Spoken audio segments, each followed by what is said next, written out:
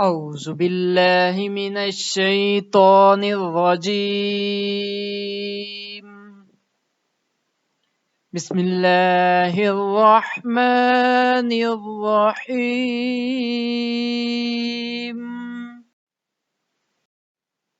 السلام علیکم ناظرین، ایک اور نئے سبق کے ساتھ حاضر ہیں۔ تو ہمیشہ کی طرح آپ سے کہیں گے ان احادیث سے خود بھی فائدہ حاصل کریں، سیکھیں اور دوسروں کو سکھائیں، کیونکہ نبی اکرم صلی اللہ علیہ وسلم کا ارشاد ہے، جو کوئی میری حدیث سنے، جیسے سنی پھر ویسے آگے پہنچا دے، اللہ تعالیٰ اس کے چہرے کو سرسبز و شاداب رکھے گا۔ سبق شروع کرنے سے پہلے چینل کو سبسکرائب ضرور کریں۔ حشام بن عمار نے بیان کیا کہ ان سے صدقہ بن خالد نے بیان کیا، ان سے عبد الرحمن بن یزید نے، ان سے عطیہ بن قیس کلابی نے، ان سے عبد الرحمن بن غنم عاشری نے بیان کیا، کہا مجھ سے ابو عامر رضی اللہ تعالی عنہ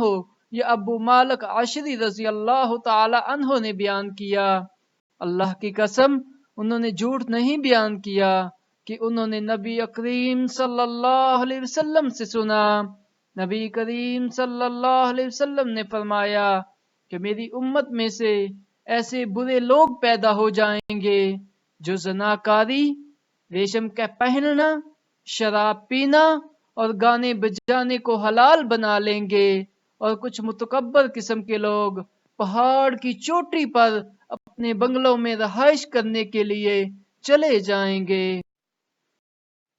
چرہاوے ان کی مواشی صبح و شام لائیں گے اور لے جائیں گے۔ ان کے پاس ایک فقیر آدمی اپنی ضرورت لے کر جائے گا تو وہ ٹالنے کے لیے اس سے کہیں گے کہ کل آنا، لیکن اللہ تعالی رات کو ان کی سرکشی کی وجہ سے ہلاک کر دے گا، پہاڑ کو ان پر گرا دے گا اور ان میں سے بہت سو کو قیامت تک کے لیے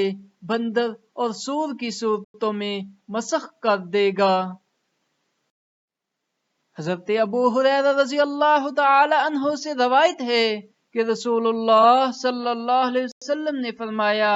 گھنٹی شیطان کی بانسری ہے۔ جزاک اللہ۔ ہمارے چینل کو سبسکرائب کریں، ثواب کی نیت سے ویڈیو کو لائک اور آگے پھیلائیں۔